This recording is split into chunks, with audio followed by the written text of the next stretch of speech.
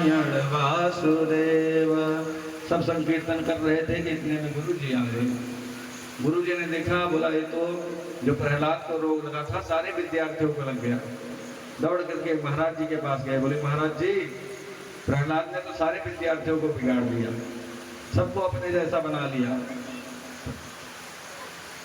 हिरण्यकशिपु बड़े क्रोधित होकर के दौड़ते हुए आए और जैसे देखा तो सब लोग संकीर्तन कर रहे थे। जो अट्टहास किया सारे विद्यार्थी कांपने लगे, प्रहलाद जी के पीछे भागे, प्रहलाद अब बचाओ। प्रहलाद से बोले कि तेरा भगवान इतना ही बलशाली है, इतना ही उसमें ताकत है, तो मेरे सामने क्यों नहीं आता है, वो मुझसे भागता क्यों रहता है। बोले पिताजी आपको जिसने बल दिया है ना, ब्रह्मा जी ने, हमारे प्रभु उनको भी बल देने वाले हैं, ब्रह्मा को भी बल देने वाले हैं। बोले अच्छा कहाँ है वो तुम्हारा प्रभु, बताओ। बोले प्रभु वो हर जगह है, कण कण में व्याप्त है। बोले अच्छा हर जगह है, क्या इस खम्भे में भी है। बोले हाँ खम्भे में भी है, जहाँ भक्त की हाँ वहाँ भगवान स्वयं आ जाते हैं।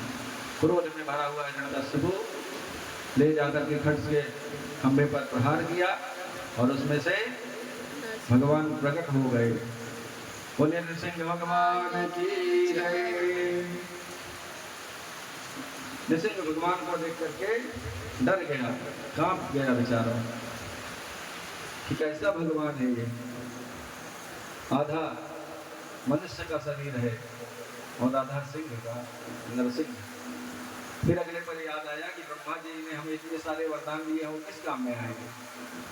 फिर एकदम निर्भीक होकर के खड्ग तलवार लेकर के लड़ाई करना प्रारंभ कर दिया।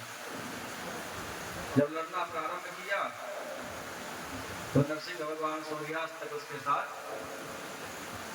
लड़ने का खेल खेलते रहे और जैसे ही सूर्यास्त हुआ पकड़ करके अपनी गोदी में बैठाए, चौखटे पर बैठ करके उसके हृदय को विदीर्ण कर दिया और उसका वध हो गया। बोले नरसिंह भगवान की जय।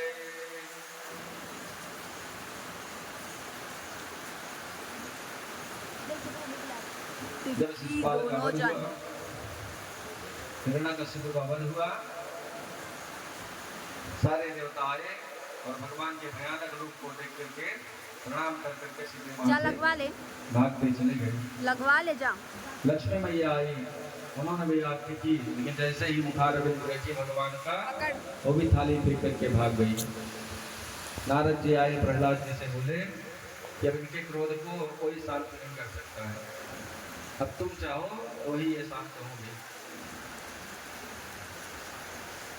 प्रहलाद जी गए, सीधे जा करके भगवान के चरणों में प्रणाम किया।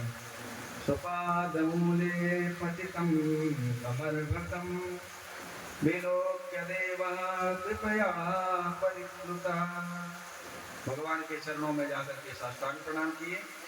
जैसे ही प्रहलाद जी को देखे नृसिंह भगवान सारा क्रोध शांत हो गए, उठा करके अपने गोदी में बैठा लिए, उनके बालों पर हाथ फेरने लगे और अपने जीवा से उनको चाटने लगे, प्रेम करने लगे। भगवान ने पूछा, उनसे कहा कि मुझे आने में देर हो गई बेटा, इसलिए मेरे अपराध को क्षमा करो, तुम मेरे कारण कितना सारा कष्ट सहे। क्षंतव्य मन में यदि समय में विलंब। फिर प्रहलाद जी ने 40 श्लोकों में भगवान की स्तुति की और कहा प्रभु मैं तो सशंकित था कि मैं दैत्य कुल में पैदा हुआ हूँ, पता नहीं आप मेरे ऊपर कृपा करेंगे कि नहीं करेंगे, लेकिन आपने मेरे ऊपर ऐसी कृपा की कि जैसा आपने अपने पुत्र ब्रह्मा जी के ऊपर नहीं किया। ब्रह्मा जी पुत्र को छोड़ो, पुत्र के ऊपर आदमी प्रेम नहीं कर पाता, तो आपने